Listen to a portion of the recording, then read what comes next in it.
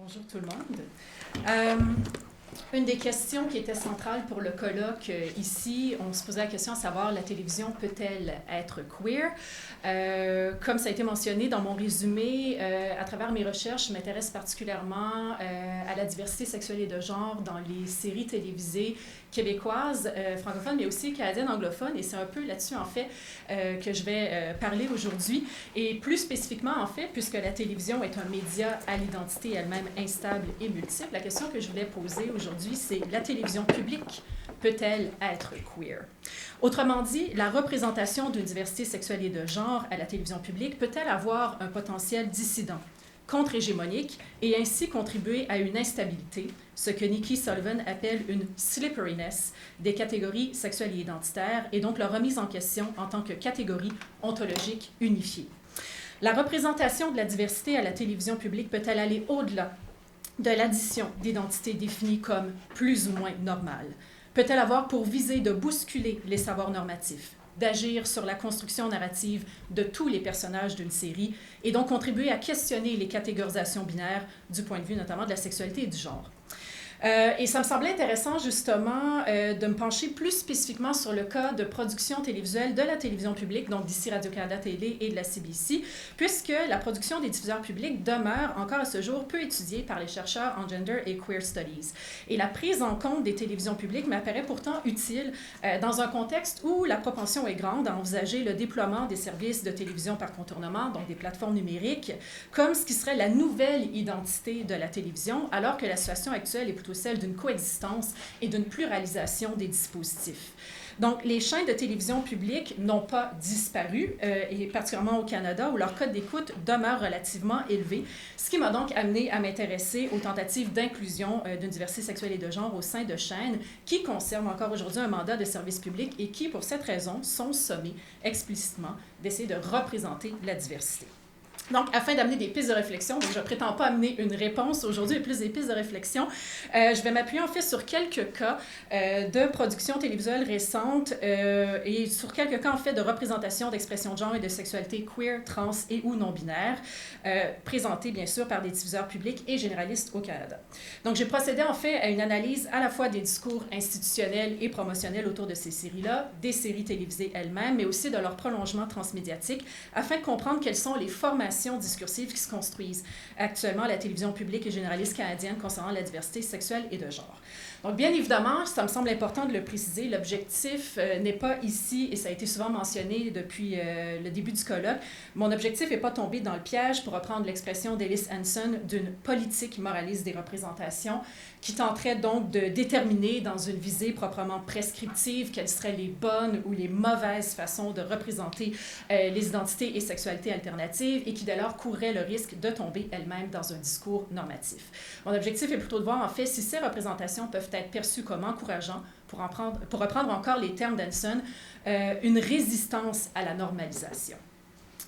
Donc, pour commencer, en fait, si le mot queer ne fait indéniablement pas encore partie du vocabulaire des chaînes publiques canadiennes, en fait, c'est extrêmement rare qu'on l'utilise, les thématiques de la panssexualité et de la transidentité ont quant à elles acquis une visibilité et ont été intégrées à plusieurs récits fictionnels depuis 2017, ces expressions de genre et de sexualité étant ainsi interprétées comme des éléments de la globalité ou de la diversité canadienne qui doivent être reflétés par le diffuseur public afin, rappelons son mandat, de renseigner et d'éclairer les téléspectateurs canadiens.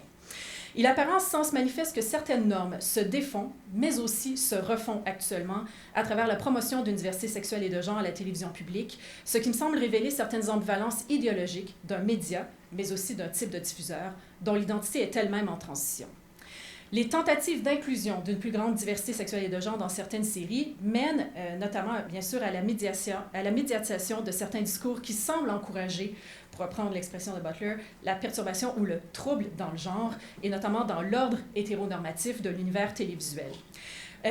Pour débuter par une évidence, l'inclusion d'un nombre croissant de personnages dont la sexualité et ou le genre s'opposent à l'ordre hétéronormatif et cis-sexiste de l'univers télévisuel peut certes contribuer à queerer, à bousculer, à subvertir les a priori des téléspectateurs.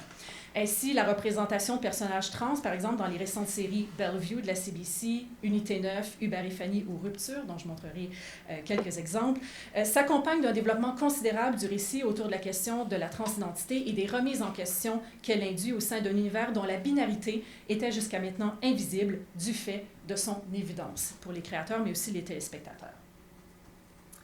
Dans le cas de la série canadienne-anglaise Bellevue, les discours promotionnels, et particulièrement, donc toute la question du transmédia aussi construit autour de la série, et particulièrement aussi les discours promotionnels associés à l'actrice principale, Anna Paquin, abordaient explicitement la question des stéréotypes binaires associés habituellement au genre et même souvent accolés aux personnes trans, lesquelles sont souvent enjointes à se conformer à certaines normes de genre, notamment au script de la féminité préférentielle ou de la masculinité hégémonique. Donc, certains discours promotionnels et certaines entrevues accordées pour la série Bellevue visent ainsi à rappeler la fluidité, la non-exclusivité des catégories de genre, Anna Paquin soulignant ainsi dans certaines entrevues et communiqués officiels la complexité de toute expérience humaine et le caractère restrictif et factice des catégories genrées qu'on attribue habituellement aux personnages. Et de même, donc, la populaire série canadienne Schitt's Creek a également été reçue comme une tentative intéressante de rendre plus queer les récits de la télévision publique en octroyant l'un des rôles principaux à David, dont la pansexualité, je vais attendre un peu, dont la pansexualité est une des thématiques centrales de la série et devient le prétexte comique, donc bien sûr c'est une comédie, à la déconstruction de plusieurs étiquettes. La volonté de subvertir les catégories traditionnelles du sexe et du genre est ainsi résumée, notamment d'une scène devenue célèbre et immortalisée par de nombreux GIFs et productions de fans, où David est questionné par son amie sur son orientation sexuelle. Donc, cette dernière lui demande de manière détournée et visiblement gênée s'il aime le vin rouge comme elle ou le vin blanc. Reprenant à son compte la métaphore, David multiplie alors les dénominations de vin. Comme il mentionne, « I do drink red wine, but I also drink white wine. And I've been known to sample the occasional rosé. And a couple summers back, I tried a Merlot that used to be a Chardonnay. I like the wine and not the label. » Donc, reprenant son compte la métaphore, David multiplie alors les dénominations de vin, bousculant la binarité, mais aussi, pour un certain temps, la compréhension de son ami, et déconstruisant au final, ou tentant à tout le moins de déconstruire la pertinence même des catégories. David conclut en effet aimer le vin, tout simplement, et pas le label. Or, la nécessité ou l'astuce scénaristique dans cette scène de modifier le vocabulaire, donc les références vinicoles euphémisant le fameux mature subject matter qu'on essaie absolument d'éviter à la CBC, permet donc au final d'aider à amener une certaine étrangeté et à dénaturaliser les attentes normatives face à la sexualité dans cette scène. Sans compter que la métaphore employée permet aussi des allusions, notamment à la grosseur des bouteilles de vin disponibles au magasin général, ce qui peut certainement encourager une lecture plurielle et queer de la scène. Toutefois, s'il y a bien quelques moments de trouble dans le genre, la télévision publique me semble aussi quand même grandement valoriser une rhétorique de la déstigmatisation et de la normalisation, et ça me semble aussi pouvoir être en lien avec la présentation précédente. Donc, cette rhétorique de la déstigmatisation et de la normalisation a certes pour but de contester les pratiques discriminatoires et d'encourager une acceptation de la différence, mais qui semble avoir aussi pour effet d'invalider souvent ou d'avoir tendance à vouloir contenir la charge queer, la charge non normative des récits. Cette approche de la normalisation se traduit en effet souvent par une tendance à encadrer la représentation des personnages LGBTQ+, dans un ordre hétéronormatif, voire à adopter souvent un cis-gaze, pour reprendre l'expression de Sandra Cook, qui, par volonté de rendre les représentations de la diversité sexuelle et de genre compatibles avec l'idéologie dominante d'un public perçu comme étant, quant à lui, caractérisé comme étant straight, cisgenre, et souvent pensé comme étant extrêmement monolithique. Donc, dans un contexte caractérisé par l'accroissement considérable de la production de séries de fiction, donc on parle qu'on est dans l'ère de la peak TV, à une ère aussi caractérisée par la multiplication des plateformes de diffusion, on observe une revalorisation emphatique de la part des chaînes publiques et généralistes d'un contrat de communication axé sur la pédagogie et une certaine approche interventionniste. Bien que ces stratégies aient toujours été présentes pour la télévision publique et puissent être bien sûr aussi même reliées à son mandat, on observe une revalorisation plus affirmée depuis quelques années de leur fonction pédagogique, donc leur capacité de formation citoyenne, en tant que stratégie de distinction de ces chaînes-là à l'ère de la surabondance télévisuelle. Cela est notamment conforté par le contenu transmédia créé pour le compte des diffuseurs publics et qui, pour en avoir analysé plusieurs exemples, contient davantage de contenu à visée informative ou pédagogique. Donc, on retrouve beaucoup sur les sites web officiels de séries pour les chaînes de télévision publiques, des vidéos de sensibilisation, d'information, des questionnaires pour tester nos connaissances, des données statistiques. Et on en retrouve davantage que ce qu'on retrouve pour les séries des autres chaînes. Donc, autrement dit, dans un contexte où la télévision publique doit réaffirmer sa pertinence face à une surabondance télévisuelle, celle-ci tente de conforter sa position en tant qu'espace public virtuel où les liens sociaux pourraient se reformer par les voies d'une pédagogie de la différence. Donc, on observe en effet une tendance plus affirmée dans les séries récentes des chaînes publiques, les séries qui abordent bien sûr la question de la diversité sexuelle et de genre. On trouve plus fréquemment des discours à visée ouvertement pédagogiques, destinés à communiquer soit des statistiques pertinentes ou des informations techniques sur les sexualités et la question aussi de toutes les identités de genre dites alternatives, dans le cas de ces récits-là. Pour donner aussi un autre exemple, par exemple ici dans la série Rupture, on va retrouver ce genre de statistiques-là qui évidemment, bien sûr, ont tout à fait ont une cohérence dans le cadre du récit, mais on le sent aussi, ont pour fonction d'informer ce qu'on considère être le téléspectateur moyen, en donnant des statistiques jugées efficaces.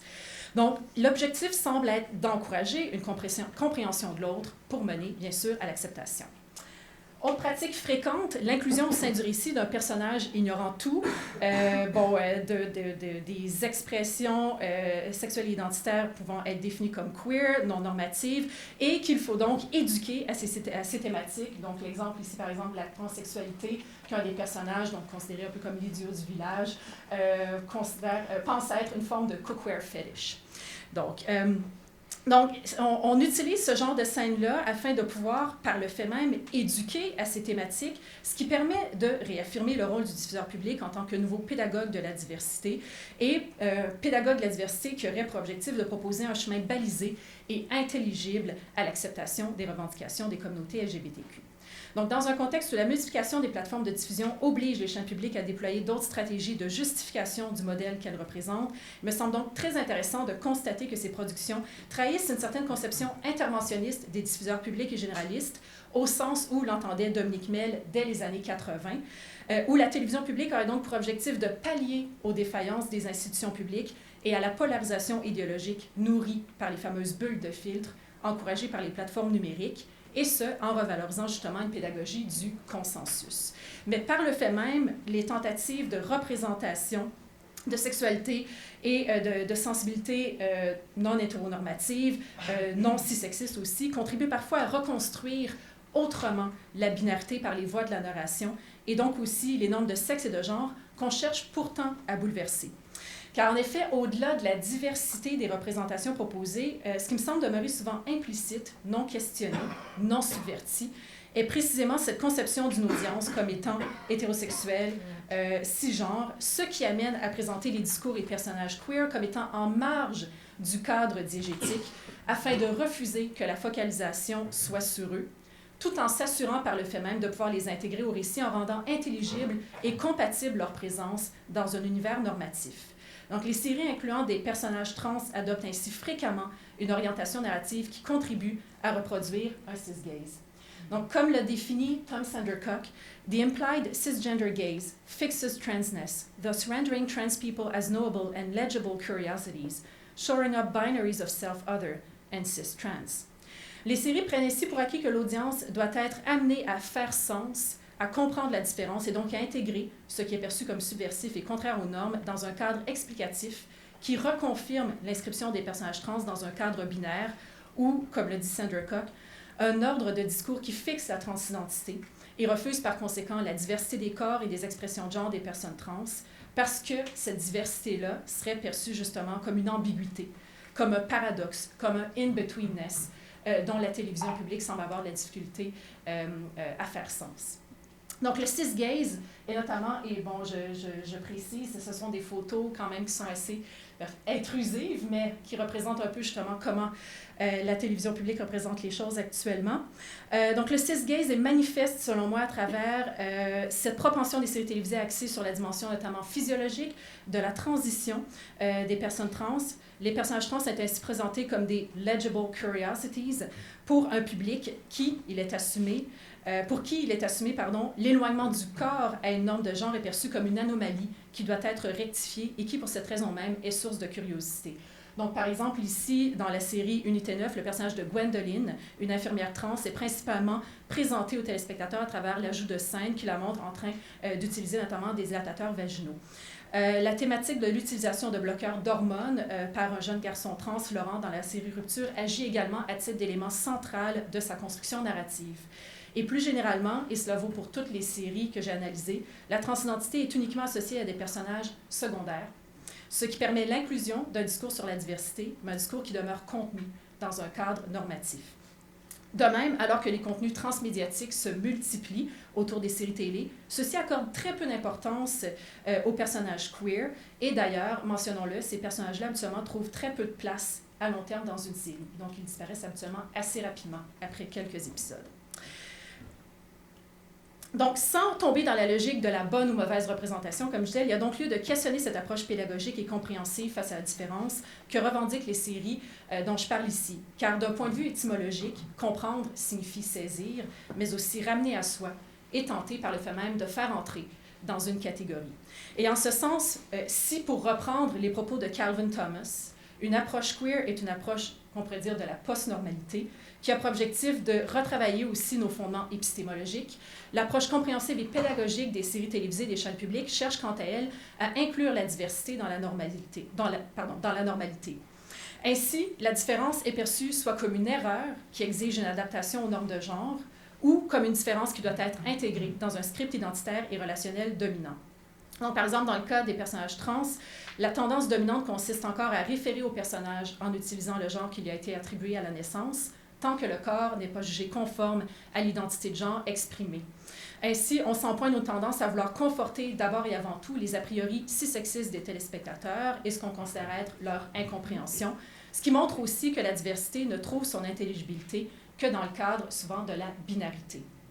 Donc, par exemple, dans la série Hubert et Fanny, donc ça, c'est du contenu transmédia qui a été créé autour de la série, alors qu'une partie importante du récit concerne l'histoire d'une jeune adolescente trans, Jade, les discours paratextuels autour de la série réfèrent au personnage en tant que Justin, le genre qui lui a été attribué à la naissance. Et une vidéo promotionnelle intitulée Justin a ici été produite dans laquelle la réalisatrice de la série explique que Justin, je la cite, vit des troubles bien à lui parce que lui, il ne se voit pas comme dans le bon corps. La contestation des normes de genre est ainsi contenue comme un trouble qui ne concernerait que ce personnage, et l'emploi délibéré du genre que le personnage conteste pourtant haut et fort semble laisser sous-entendre que ce qui prime, c'est précisément l'intelligibilité de la production télévisuelle pour les spectateurs, ces spectateurs que les créateurs essaient, autant que faire se peut, de préserver de discours trop troublants ou queer.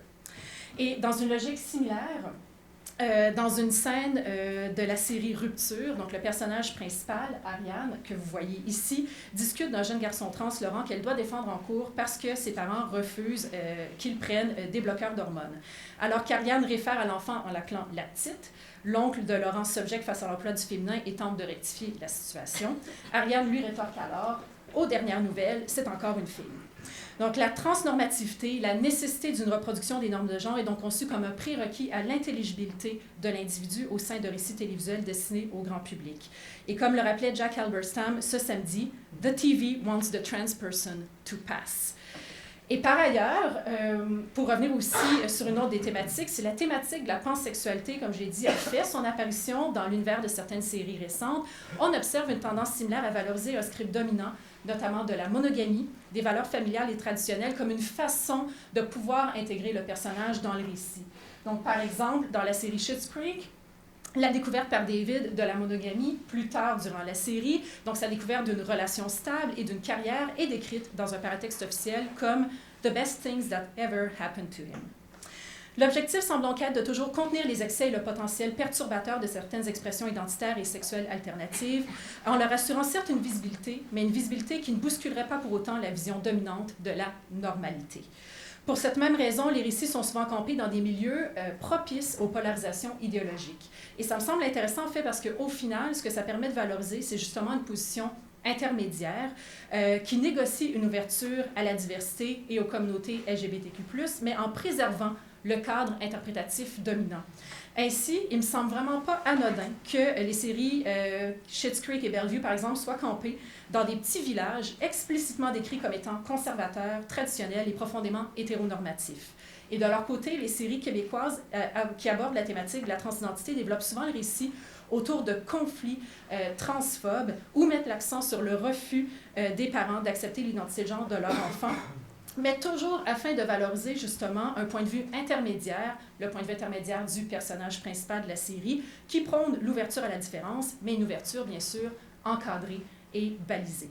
De cette façon, les récits ont tendance, dans une logique proprement pédagogique, à entériner ce qu'Éric Massé a appelé un nouveau conformisme provisoire, mais un conformisme provisoire justement qui doit demeurer binaire et donc catégorisable.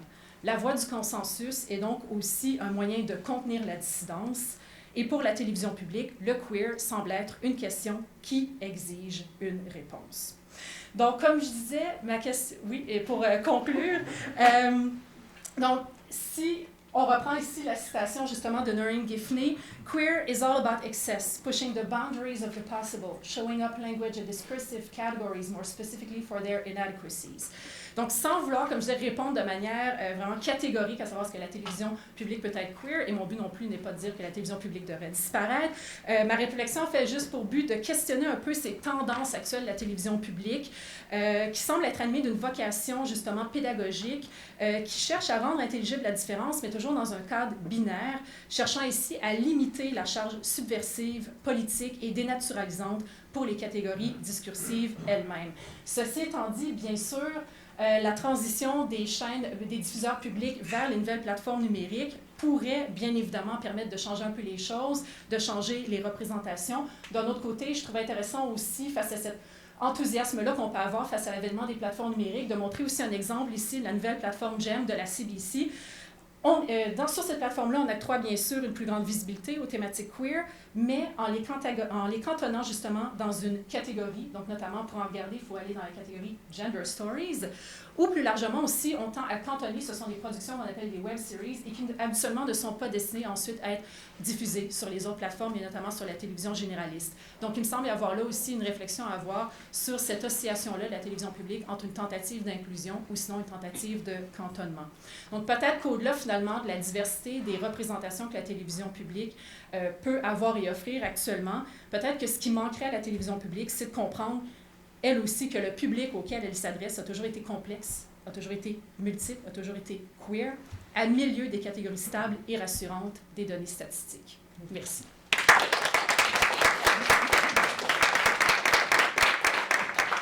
Alors, on a 7-8 minutes pour des questions. Oui.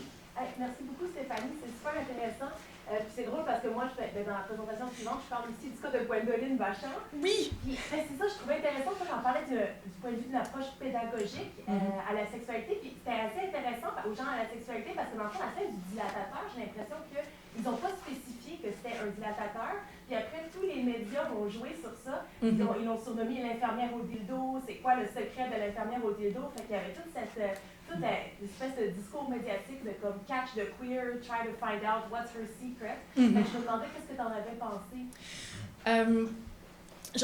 En effet aussi, peut-être en fait, j'ai commencé en fait par faire un peu une excuse. Mon grand regret, c'est que j'ai regardé les dernières saisons d'Unité 9 en retard.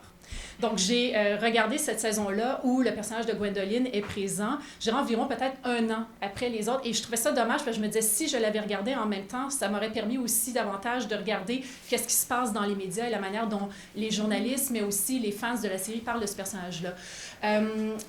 Personnellement, mais en effet aussi, je pense que c'est important de le reconnaître, les scènes sont toujours aussi polysémiques, donc il y a moyen de les interpréter de plusieurs façons. Moi, personnellement, comme je l'ai reçu, c'est cette tendance-là, justement, comme disait Sandra Cook, à vouloir jouer un peu sur la curiosité de ce personnage-là, même si peut-être qu'on peut l'interpréter autrement. Par contre, et ça, je n'avais pas mentionné, faute de temps, ce qui me semble peut-être justement plus problématique dans le cas justement du personnage de Gwendoline, c'est la manière dont il a été rapidement éclipsé de la série, et précisément aussi après avoir été victime d'une transphobie évidente, puisque, bon, Gwendoline va perdre son emploi parce que, bon, elle travaille dans une prison pour femmes, et la directrice intérimaire de l'établissement va dire « c'est pas une femme, c'est un homme, et un homme ne devrait pas travailler comme ça, et donc être une infirmière, va pouvoir voir les femmes, justement, bon, nues. » Et là, ça termine avec Gwendoline qui dit « ça se passera pas comme ça », et on la reverra jamais. Ouais.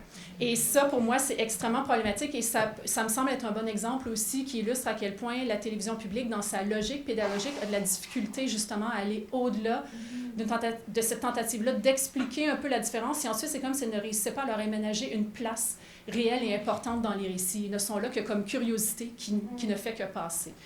Donc, en ce sens-là, ça me semble un exemple très parlant. Oui, c'est drôle. Je vais monter la scène, justement, parce que c'est expulsé les 2 dernières minutes. Fait que, en tout cas, je serais bien curieuse qu'on en parle un peu plus. C'est ça. Une scène violente, là, comment elle serait expulsée, c'est incroyable. Extrêmement violente et qui n'a pas trouvé suite. Et ça m'a extrêmement... Ça m'a choqué qu'il n'y ait pas ensuite comme de retour là-dessus, mais aussi qu'il n'y ait pas davantage de discussion, même publique, sur ce cas-là.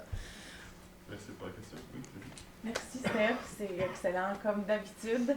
Très intéressant la manière dont tu en parles aussi avec toi-même, un langage qui est pédagogique aussi pour nous apprendre à parler de cette pédagogie. J'apprécie beaucoup, en fait.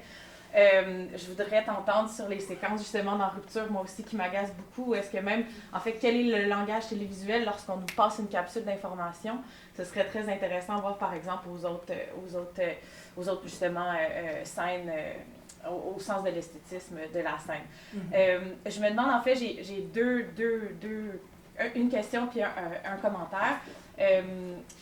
Ma question est, est-ce que tu penches aussi, par exemple, le cas de Gabrielle Bouliane-Tremblay, actrice trans, qui a joué dans En tout cas, qui est à Radio-Canada, si je ne me trompe pas.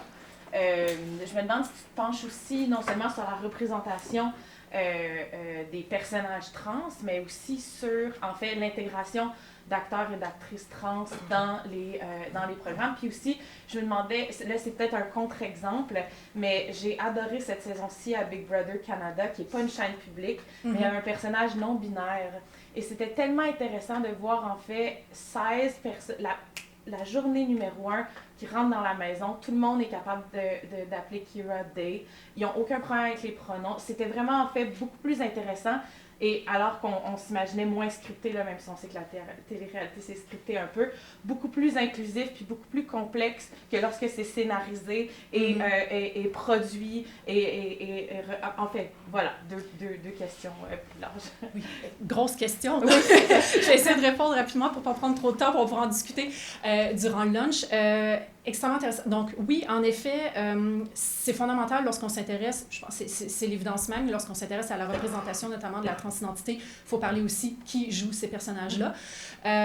Et en ce sens-là, en effet, bon, le fait qu'il y ait notamment le cas de Gabrielle Bouliane-Tremblay aussi, il y a eu la série, dans Féminin aussi, on a un personnage trans aussi qui est joué par un acteur trans. Donc en ce sens-là, il y a peut-être quelque chose qui est en train de changer. Mais ça me semble, pour l'instant, et c'est pour ça que je ne l'ai pas mentionné ici, mais c'est important de le souligner, c'est encore pour l'instant minoritaire comme façon de procéder dans les séries québécoises. Et je pense que c'est dû aussi à cause de cette obsession-là, pardonnez-moi, des récits pour la question de la transition, la période de transition.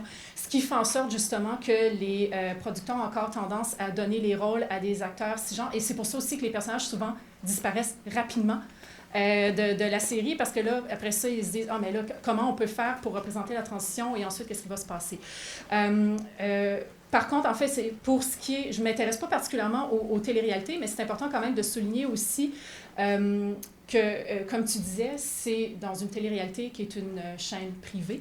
Et c'est important aussi de le préciser que j'avais mis dans mon titre personnage non-binaire, puis comme j'en cherchais et j'en ai pas encore trouvé. Si jamais quelqu'un en a trouvé un dans une série de la télévision publique, dites-le moi, je serais extrêmement heureuse de pouvoir l'inclure dans mon corpus. Mais c'est important de préciser justement que les chaînes privées commerciales au Canada en ont présenté quant à elles, notamment l'un des premiers personnages non-binaires dans une fiction et dans Degrassi. qui est une série qui a commencé sur la télévision publique, mais qui est maintenant rendue sur une chaîne privée. Donc ça, c'est important de le mentionner. Mais par contre, je dirais aussi, peut-être, ce qui me semble important de souligner, c'est que justement, on dirait que cette question-là, notamment de personnages non-binaires, de personnages trans, semble actuellement être plus facile pour les producteurs à intégrer dans des récits non fictionnels. Ce qui me semble intéressant à questionner, c'est cette difficulté-là qu'on a à intégrer une véritable diversité sexuelle et de genre dans des récits fictionnels et de conserver ces personnages-là comme des éléments constants du récit. Alors que dans la télé-réalité ou dans les documentaires, notamment CBC Gem fait beaucoup dans le documentaire autour de ça. Là, tout à coup, on peut arriver à avoir une série, par exemple, comme Queer Self-Portraits, et on donne justement la parole à des artistes queer, mais parce qu'on est justement dans l'ordre du documentaire. Donc, ça me semble quelque chose d'intéressant à questionner, cette difficulté-là que la télévision semble avoir à les intégrer dans la fiction. Parce que peut-être justement que le retour du normatif est beaucoup plus évident dans ces cas-là.